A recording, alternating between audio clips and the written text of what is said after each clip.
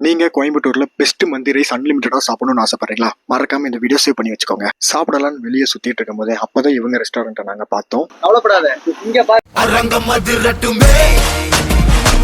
நம்மளுக்கு என்ன வேணுமோ வயிறு ஃபுல்லா சாப்பிட்றதுக்கு எனக்கு தெரிஞ்சு பெஸ்ட் ஸ்பாட் இதுன்னு தான் நினைக்கிறேன். அன்லிமிட்டட் ரைஸ் ஃபுல் அல்ஃபா மந்தி 549 ரூபாய்க்கு கொடுக்குறாங்க.